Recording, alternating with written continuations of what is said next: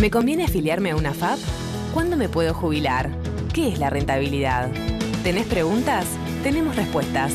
República FAP responde. Y aquí con este ritmo estamos recibiendo a República FAP, y de República FAP tenemos a Javier Gleiberman, responsable técnico de MicroFAP. Muy buenos días, bienvenido. Muchas gracias. Gracias por venir. Por recibirnos. Venís a hablar de cosas muy importantes para todos porque es nuestra plata. Así es, así es. Y la cuidamos muy bien. ¿Cómo es el tema de los fondos así que tiene cada uno en la FAP? Que va guardando, que es como una... Exacto.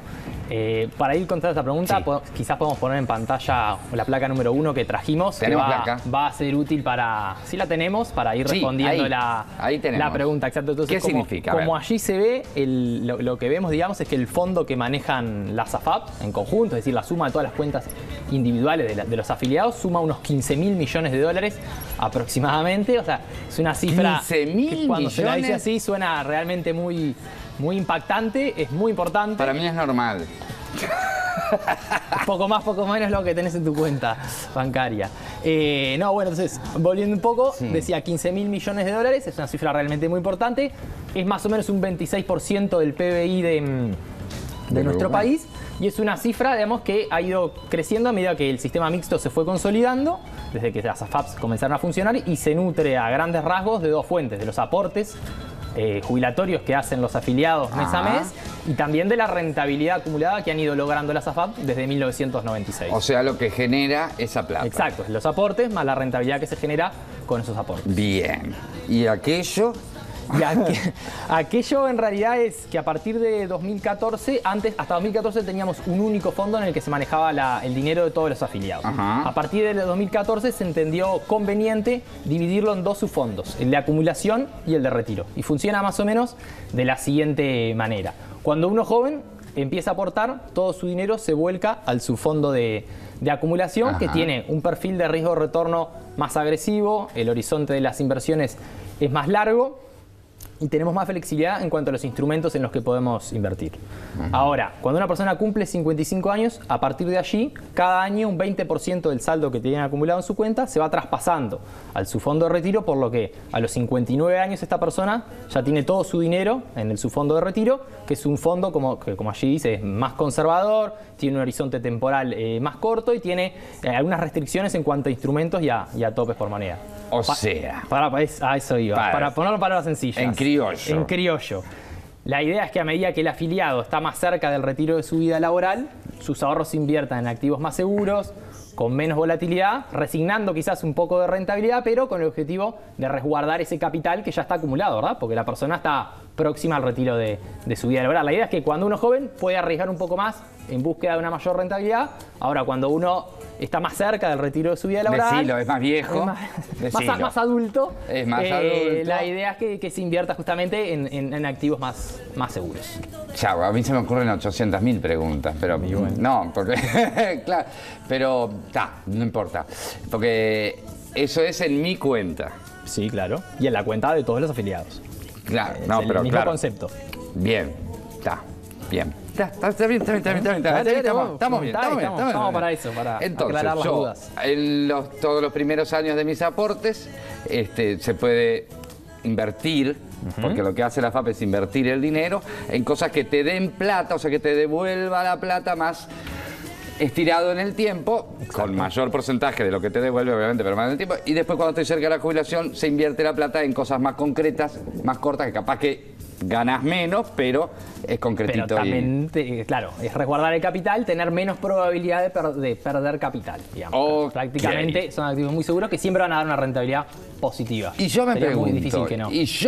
Porque es mi plata. Bien, ¿cómo no? ¿En dónde se invierte mi plata? Bien. Como para que además, porque evidentemente, digo yo, ¿no? Si yo fuera un empresario lleno de plata, invertirían lo mismo que invierten las AFAP porque ganan dinero, ¿no? Bueno, podría ser una buena referencia. La historia dice que desde el 96 hasta aquí hemos ganado dinero con una buena rentabilidad. ¿Cómo, así que, bueno, podría ser una buena referencia. ¿Cómo deciden eso? ¿Dónde invertir o no la plata de los demás? Y bueno, tenemos el departamento de inversiones, que es donde allí yo trabajo, un equipo de 9 personas con distintas áreas y bueno, estamos en el día a día de los mercados y van eligiendo dónde invertir sí, y cuánto. Bueno, en realidad... ¡Ay, qué arriesgado lugar de trabajo! Tampoco te pienses que es Wall Street. Pero, no, bueno, pero estamos hablando de 15.000 millones. Es mucho dinero, pero no es que permanentemente ese dinero esté todo el tiempo comprándose y vendiendo. Hay mucha parte que, bueno, tenemos una porción importante que fija y algunas cosas vamos operando en el día a día.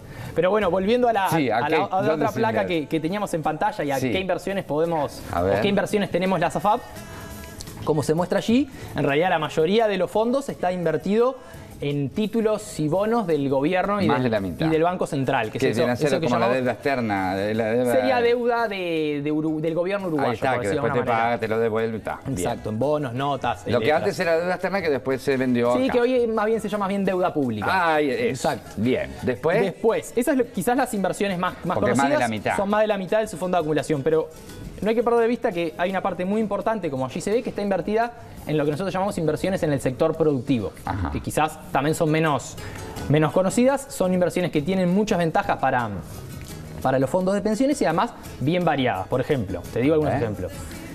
Títulos de deuda de fideicomisos para financiar a las compañías de transporte de nuestro país, de sus líneas urbanas o suburbanas, acciones de empresas privadas, como por ejemplo el shopping y la terminal de Tres Cruces, y certificados de participación por ejemplo, de proyectos eólicos, de parques eólicos o de proyectos forestales que o bien venden madera de calidad a la exportación o venden madera para las plantas de celulosa. En definitiva, aquí solo puse 3 ejemplos, pero tenemos muchos distintos instrumentos en ese agregado que llamamos inversiones en el sector productivo, que tienen un peso, como se ve allí, nada despreciable en la cartera de las AFAP. Son unos 2.550 millones de dólares, como vos decías, un 21%, pero además con muchos compromisos ya asumidos para seguir invirtiendo en este terreno. Son emprendimientos que dan plata. Exacto, sí, por supuesto. Todo lo eólico está dando plata, lo que nombraste, ¿no? La madera también. Los forestales son a veces inversiones que hay que darle su tiempo, ¿no? De repente son a 10 o a 20 años, porque por ejemplo, en el caso de un proyecto forestal, al principio en realidad se invierte, se gasta en costos para plantar, para manejar el bosque, y después a los 10 años cuando se tala, o a los 20, dependiendo qué tipo de bosque, ahí se obtiene la rentabilidad. Ahí puedo invertir la primera parte de los ahorros, esta que decías del fondo, de que no importa que sea a 20 años me dé ganancia. Es muy bueno tu comentario, porque por ejemplo en su fondo de retiro, que es a corto plazo, de hecho tenemos prohibido invertir en el sector productivo. Claro. Esto es simplemente solamente para su fondo de acumulación, que tiene un horizonte bien largo, de 20, 30 años. Igual también la terminal de ómnibus también, eso no va a dejar de dar plata. Y esperemos que no. Y no, porque siempre se va a usar la terminal. Por ahora el shopping viene dando sus frutos en términos de rentabilidad. Seguimos. Bueno, para redondear y así de repente también pasamos a otro tema. Sí. Para completar el menú, damos línea de financiamiento de los bancos a través de certificados de depósitos y también podemos tener exposición a la renta internacional a través de bonos emitidos por organismos multilaterales de crédito o bonos soberanos de países extranjeros con alta calificación crediticia. Es decir, eso igual no lo vamos a explicar porque la gente no lo va a entender ni yo Pero para tampoco. que se hagan la cabeza, bonos de Estados Unidos. Ahí está. Lo mismo de la deuda, pero de otros lugares. Estados Unidos. Un poco más seguro. Ahí está. Es como, yo compraría oro también. Bueno, pará. Entonces, hay un mínimo, o sea, yo por ejemplo te digo mañana, mira, yo quiero que inviertas en BTV, República Paz, porque va a dar por año un 1% de rentabilidad. Vos lo agarras. Bueno, ahí en realidad hay distintos aspectos a tener en cuenta. Lógicamente que un 1% no luce demasiado atractivo. De repente si el instrumento, es decir, si el plazo del activo es muy corto, capaz que un 1% en un mes te diría no está mal. Ahora me decís un 1% por año en 20 años y bueno, te diría que no. ¿Cuál es el más...? Bueno, en realidad, a ver, hay una rentabilidad mínima a cumplir que se define con una fórmula, es decir, que cada FAP no puede estar tanto al % alejada del promedio de las 4 FAP. Pero de cualquier manera, si una AFAP incumple con esa rentabilidad mínima que está exigida por ley, la propia ley también prevé una reserva especial que está constituida con capital propio de la FAP, es decir, no con los aportes y el dinero de los afiliados, sino con el patrimonio de la FAP, que tiene que estar constituida, que tiene que ser al menos el 0,5% de todo el fondo, y ese colchoncito se usa en caso de que una FAP no cumpla con la rentabilidad mínima. De alguna manera es como que tiene que poner plata de su bolsillo para compensar a los afiliados. O sea que hay una mínima. Por eso.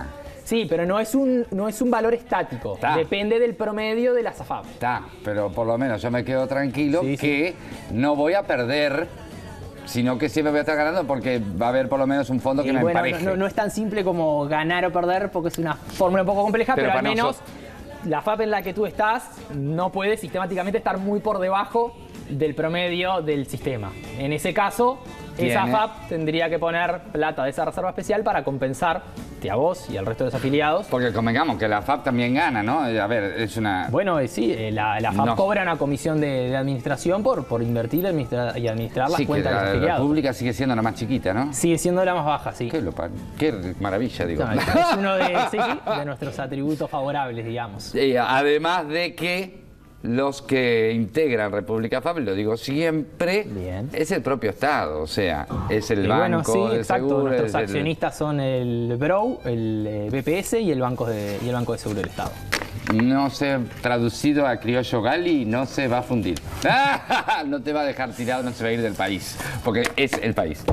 Muchas gracias, Javier, se nos fue el tiempo volando. Quedaron cosas, pero muy buena la charla, muchas gracias. Volvé. Bueno. Volvé y traernos más cosas de estas. Así, más con dibujos. No, ¿y de dónde lo invertimos? Bien, porque somos accionistas. Por supuesto. Es su dinero. No estamos en la bolsa. Está bueno que el público y los televidentes conozcan un poco más de esto que a veces está poco comunicado. Sí, muchas gracias. Por favor. Nosotros le damos una pequeñísima pausa, cerramos el espacio de República FAP y ya volvemos. Hay más día a día para vos. Me pregunta dónde fui a parar, dónde estás. Que esto solo se vive una vez. ¿En qué invierten las AFAP? ¿Qué es la afiliación de oficio? ¿Me puedo cambiar de AFAP? ¿Tenés preguntas? Tenemos respuestas. República FAP responde. De miel y café.